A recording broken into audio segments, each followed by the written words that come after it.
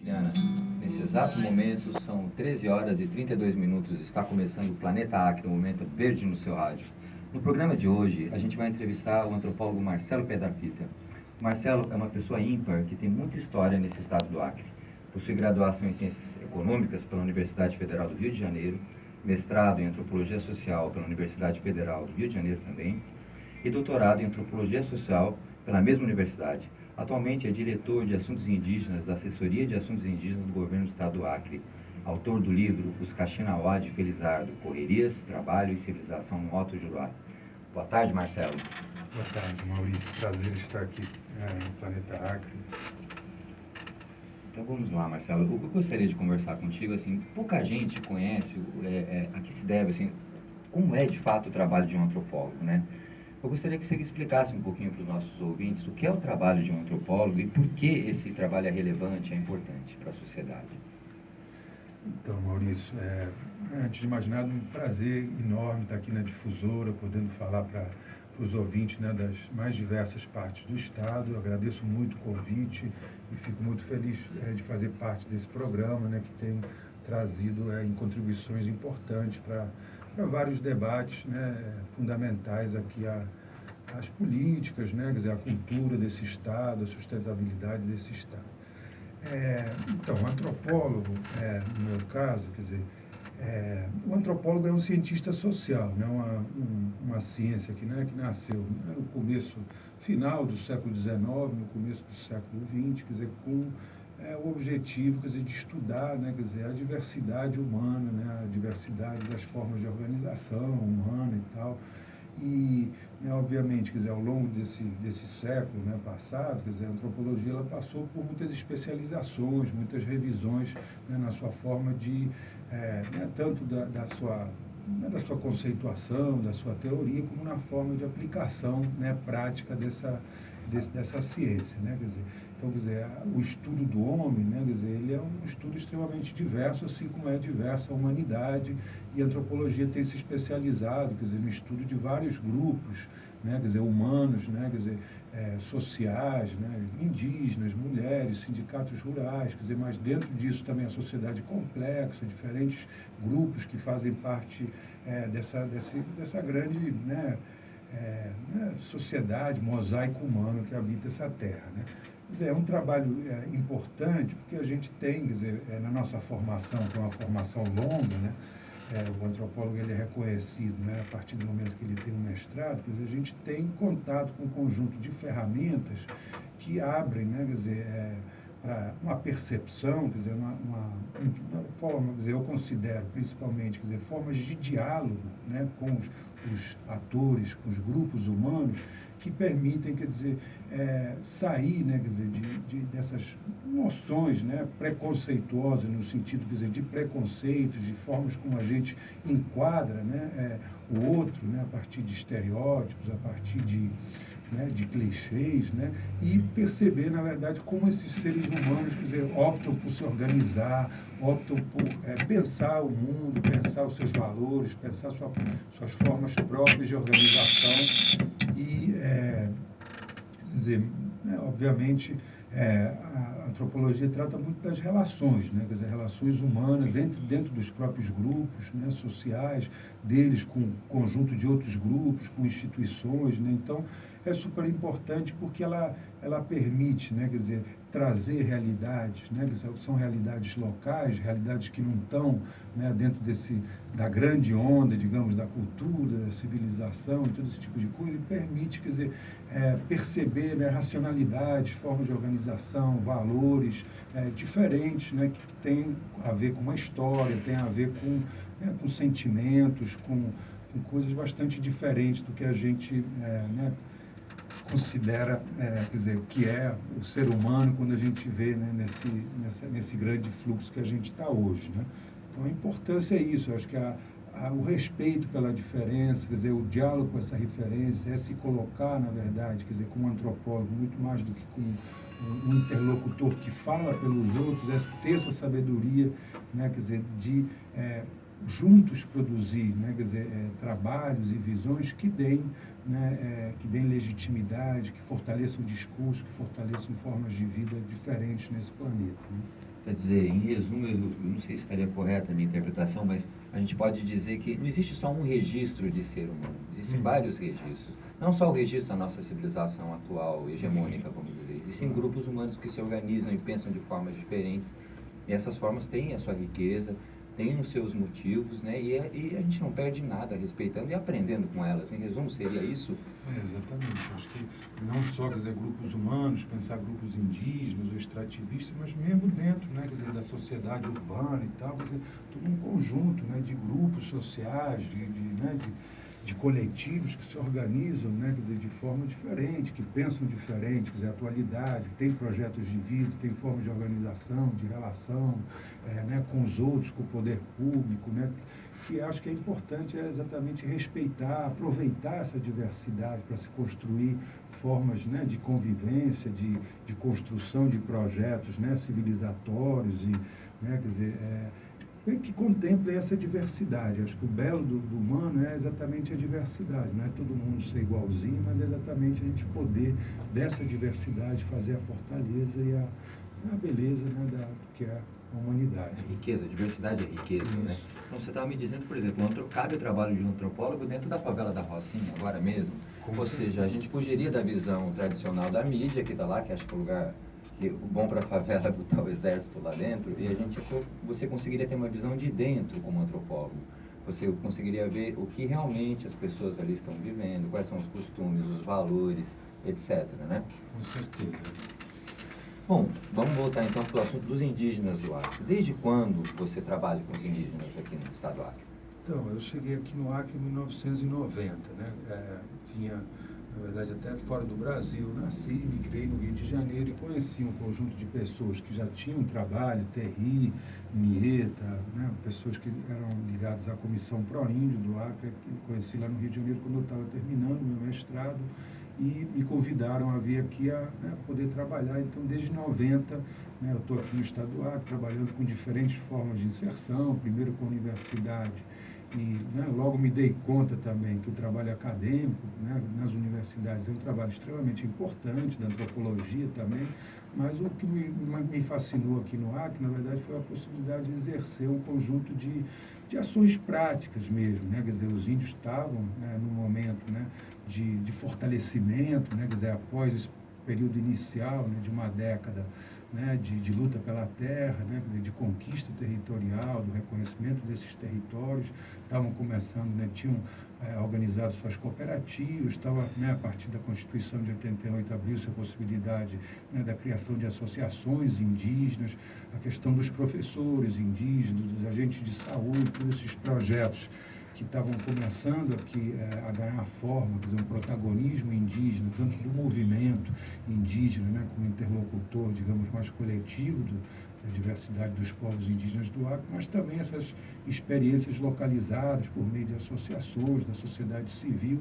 Nesse tempo, né, em 90, a gente tinha um contexto bastante adverso, digamos, do governo estadual. Nessa época, né, a gente tinha, né, um certo desconhecimento, um certo preconceito, um certo exclusão, né, digamos, dos indígenas das políticas públicas. Então, havia um campo aberto, né, e eu acho que isso foi o que me motivou muito, né, quer dizer, de aplicar esses instrumentos, né, da formação acadêmica, mas me inserir propriamente, quer dizer, em trabalhos aplicados mesmo, né, de formação de recursos humanos, de professores, de apoiar essas associações indígenas com seus projetos, né, me inserir, né, no reconhecimento de terras indígenas, que aconteceu a partir dos anos 90. Então, foram diferentes inserções, né, quer dizer, tanto dentro da sociedade civil, como o governo federal e depois o governo estadual, já, né, quer dizer, a partir do final dos anos 90, que foi o que me motivou muito a permanecer aqui no Acre, continuar, né, e, na verdade, quer dizer, fazer do Acre também um lugar que eu considero meu hoje, né, ser, né, e morar esses anos todos aqui. Bom, mas nesse início você falou que já tinha uma perspectiva aberta para os índios, né? Quer dizer, mas, por outro lado, deviam haver dificuldades, porque você mesmo disse que o governo ainda não tinha acordado totalmente para a necessidade de valorização desses povos, né? Quais foram os principais desafios ou dificuldades reais, né, impedimentos reais que você encontrou nesse início de trabalho, né, que é de incorporar a imagem do índio e os direitos do índio aos direitos do outro civilizado, entre aspas? Então, voltando um pouco no tempo, né, quer dizer, nos anos 90, como eu te disse, quer dizer, já havia, né, quer dizer, quase 15 anos, né, de mobilização dos índios, né, perceberam que tinham direitos, né, à terra, né, os primeiros movimentos da sociedade civil, Comissão Pró-Índio, sim, naquele tempo, quer dizer, organizando essas primeiras assembleias indígenas, o movimento indígena se constituindo, e havia, na verdade, quer dizer, uma tentativa de mudar, quer dizer, uma situação que durara, né, 80 anos, em que os índios eram, né, mão de obra, né, dos seringais, viviam no cativeiro, como eles falam, nos seringais, como mão de obra e tal. Então, esse período foi um período extremamente importante em que a luta pela terra, então, quer dizer, o reconhecimento por uma identidade indígena, deixar de ser caboclo, né, como eram conhecidos esses índios nos seringais, né, se afirmar como indígena de um povo, de determinados lugares, batalhar pela terra, quer dizer, o reconhecimento oficial da terra. Né? Nesse momento, a questão indígena é uma questão eminentemente federal, né? Por meio da FUNAI, do reconhecimento das terras. Né? Quer dizer, reconhecer terra, né? Quer dizer, ter um título da terra, né? Uma terra da União que é concedida aos índios, né? Quer dizer, era o começo do desafio também, né? Como organizar esse território, como reorganizar politicamente, economicamente esses territórios para poder, né? Quer dizer, as famílias que estavam espalhadas, muitas vezes, começarem a morar juntos ali. Então, toda essa experiência das cooperativas, né? As cooperativas como uma alternativa ao barracão do patrão, né? Aquela dominação que tinha por conta da borracha, da mercadoria, quer dizer, as cooperativas foram um instrumento claro, né? de romper com esse cativeiro do barracão e poder, de certa maneira, quer dizer, colocar, né, quer dizer, o barracão na mão dos índios para eles estarem organizando sua borracha de forma coletiva, ter seus sistemas de transporte e tal. E isso colocou desafios também, né, quer dizer, na medida em que, né, quer dizer, o analfabetismo era grande no meio dos índios, né, então, quer dizer, esse trabalho inicial de formação de professores indígenas, né, que começou em 1983, uma experiência, né, exemplar, que a Comissão Pró-Índio começou uma experiência de autoria, como era conhecida em 83, a própria formação de agentes de saúde indígenas a partir de 86, né, e essa possibilidade, como eu falei, do protagonismo. Né? Então, quer dizer, você estava saindo de uma situação de 80 anos, né, quer dizer, de invisibilidade, de dominação, de preconceito, né, quer dizer, da negação da existência desses povos, né, como, né, da forma deles poderem se organizar ali dentro, muitas vezes proibidas de estarem falando suas línguas, né, de estarem morando juntos, né, para uma situação de protagonismo inicial, quer dizer, muito calcado ainda, quer dizer, na batalha pela terra, na forma de organização disso, na busca, né, de formas de representação coletiva enquanto movimento indígena para poder começar a negociar com o governo federal, com o governo da estrada, como foi o caso, né, dos anos 80, com o início da construção da BR-364, né, que o PEMACI foi um momento importante do movimento indígena, né, do delineamento das primeiras políticas públicas também, quer dizer, do governo federal para essa região ainda.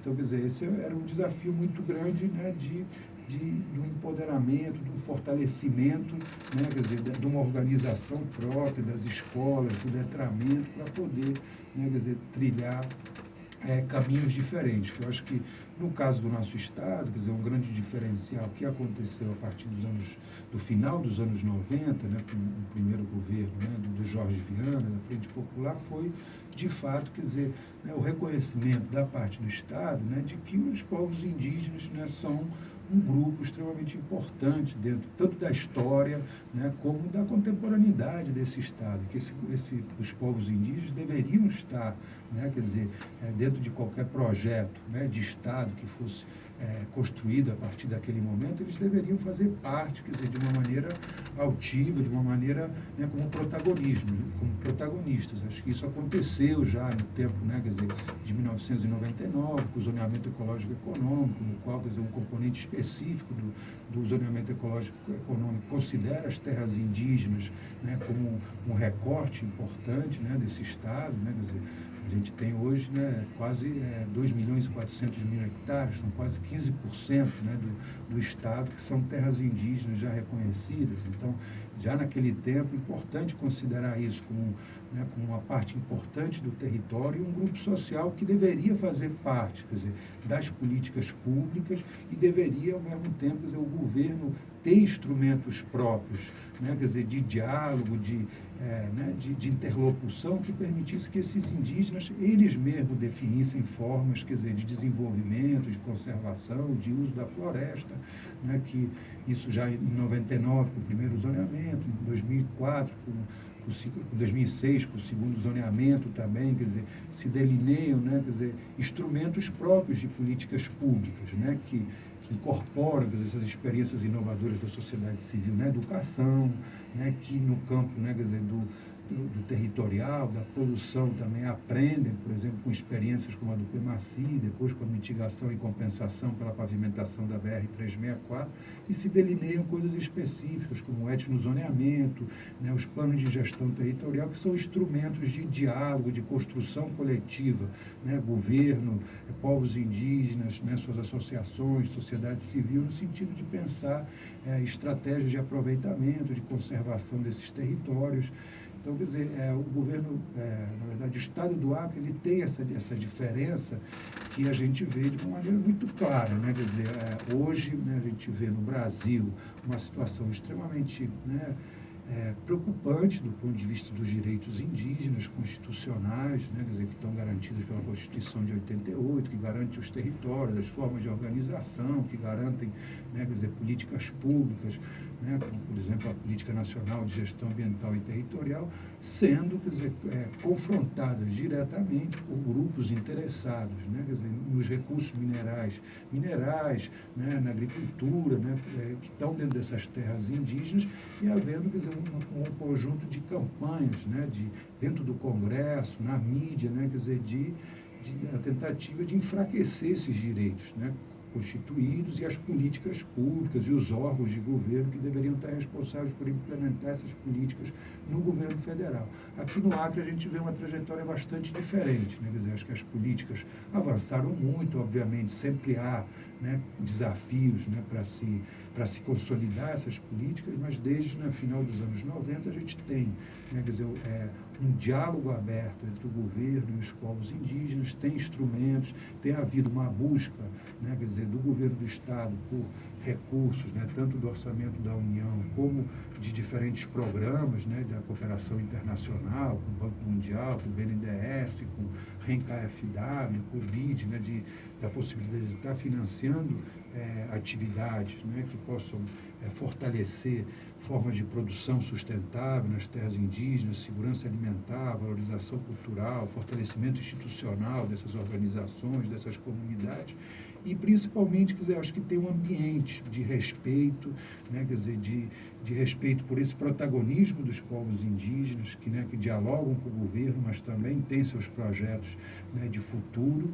Né? Obviamente há, certamente, desafios para se consolidar políticas públicas. Imagina, por exemplo, o caso da educação, começou em 83 com 16 professores, hoje temos mais de 400 professores indígenas, quase 200 escolas, quer dizer, um público escolar de 7 mil crianças e adolescentes dentro das escolas. Então, são desafios, quer dizer, que a política pública tem enfrentado, né, quer dizer, e obviamente demandarão esforços, né, conjuntos para se consolidar, né, quer dizer, essas políticas, né, e por sua vez acho que é o principal, e a gente vê isso, quer dizer, em muitos momentos, né, hoje, do ponto de vista federal, quer dizer, o rompimento desse diálogo que está havendo com esses movimentos, com o Congresso, quer dizer, é uma situação completamente adversa aqui no estado do Acre. A gente tem um ambiente de diálogo, de construção, de inserção, quer dizer, de olhar, né, quer dizer, para os desafios, enfrentar, né, incorporar críticas, procurar melhorar e principalmente pensar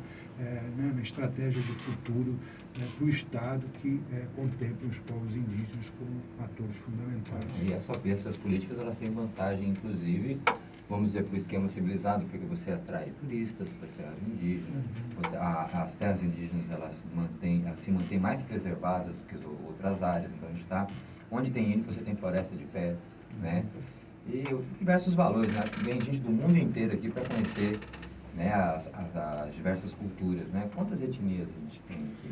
A gente tem hoje, né, 15 povos indígenas que vivem, né, em terras indígenas. Fora isso, a gente tem outros 2 povos em isolamento, né, isolados, que vivem nas cabeceiras do rio Envira, e a gente tem um povo que há uns 2 anos né, hoje considerado de recente contato, né, que são Sapanal, né, quer dizer, uma família de Jaminal que moram ali na cabeceira do Rio Envira, ali perto da base. Então temos 18 povos, são aproximadamente 24 mil indígenas, né, quer dizer, são 15 povos, é uma diversidade extremamente importante, quer dizer, num pedaço, né, relativamente pequeno da Amazônia, mas é uma diversidade extremamente importante, né, quer dizer, eu acho que falando de diversidade, acho que essa é uma das coisas extremamente bonitas que aconteceu no Acre, né, nos últimos tempos, né, quer dizer, a gente tem visto de fato, quer dizer, um trabalho feito pelos indígenas, acho que tem reflete um pouco, quer dizer, momentos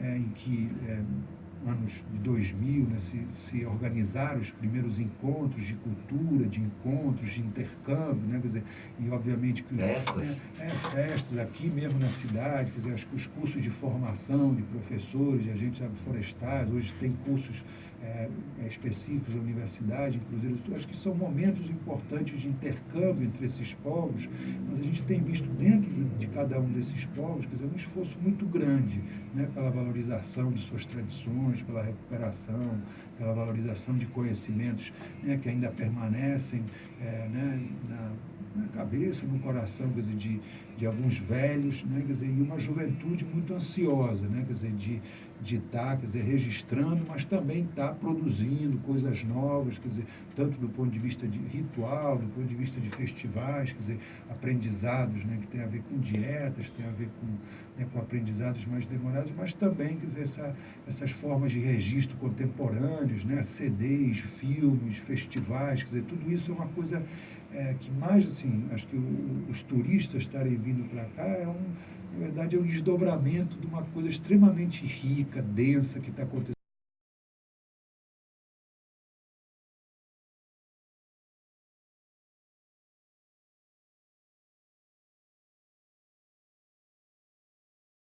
O que fazer, né, com isso a gente poderia imaginar, né, quer dizer, a gente teve, fruto desse contato, povos que, né, tiveram sua língua, suas formas de organização muito enfraquecidas, a gente poderia imaginar, né, que o índio, a tendência dele, né, virar aquele índio, né, a gente tem muita gente morando na cidade também, batalhando uma existência na cidade, atrás de formação, atrás de, né, mas a gente vê, na verdade, que os povos indígenas, quer dizer, com uma criatividade, uma força, né, quer dizer, interior, espiritual, né, quer dizer, muito grande também, muito conectado, né, com essas forças da floresta, né, quer dizer, com mais do que se imaginar que é uma coisa folclórica, é uma coisa para gringo ver, de fato são coisas que estão, né, na consciência, quer dizer, nesses projetos de vida que esses povos estão, né, construindo para si, né, de um diálogo cada vez mais respeitoso, de uma inserção, né, vantajosa na sociedade, o acesso à tecnologia, o acesso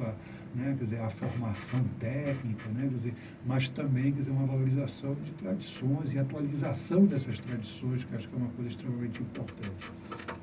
Marcelo, bom, o programa está chegando ao final, infelizmente, é um programa muito rápido. Mas assim, eu gostaria de fazer uma pergunta pessoal para você, assim, né? O que você pode dizer que mais aprendeu pessoalmente, né, depois de tantos anos com contato e trabalhando assim diretamente com os indígenas, né? O que eles têm a nos ensinar, por exemplo? O que você poderia dizer nesse sentido? O que eles te ensinaram?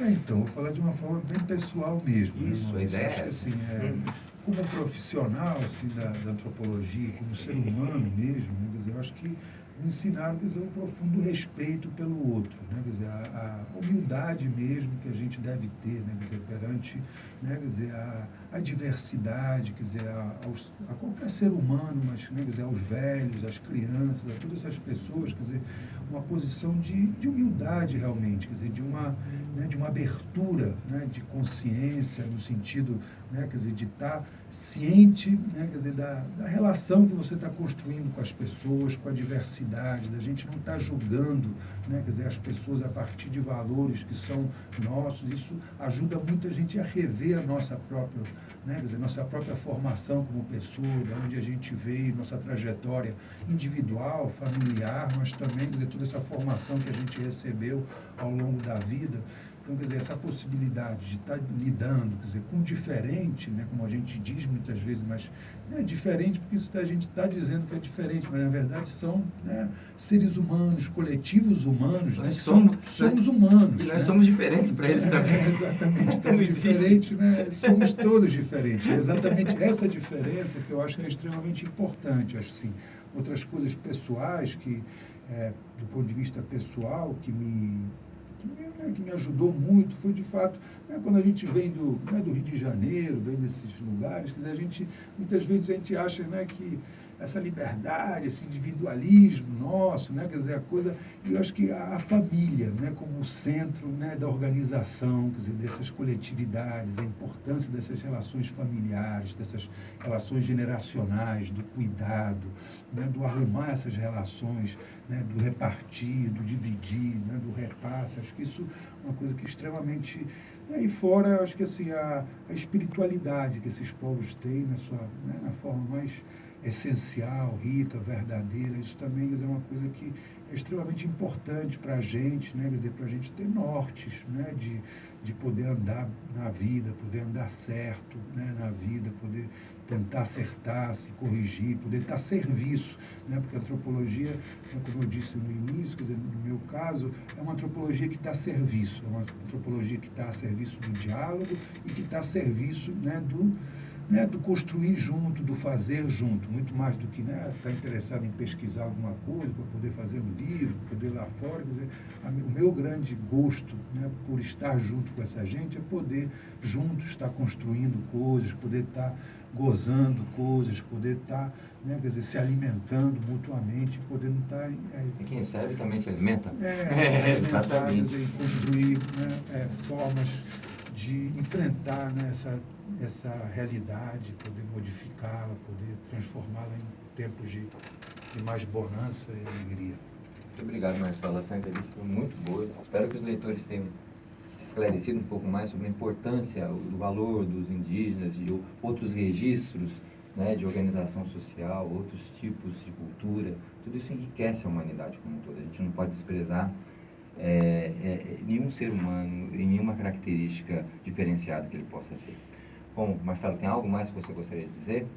Não, novamente, assim, agradecer muito a oportunidade de estar aqui. Espero que tenha sido uma conversa clara, né, para os leitores. Às vezes a gente, né, fala, né, não é nem por querer, mas a gente acaba falando algumas coisas um pouco mais, né, quer dizer, tecnicamente e tal, mas espero que os leitores aí, né, em pontos tão longínquos, desse tão, né, Acre tão querido, possam ter curtido, né, possam ter bebido, né, e que isso possa ter servido de fato a criação desse ambiente de respeito, né, por todos esses moradores dessa floresta. Acho que a gente tem uma oportunidade, né, quer dizer, no mundo, né, de estar fazendo uma coisa diferente aqui no Acre. Eu acho que é isso que a gente, pelo que a gente tem trabalhado. Espero que isso tenha servido, né, de alento e um alô para todo mundo que hoje nos escuta. Obrigado, Marcelo. Valeu.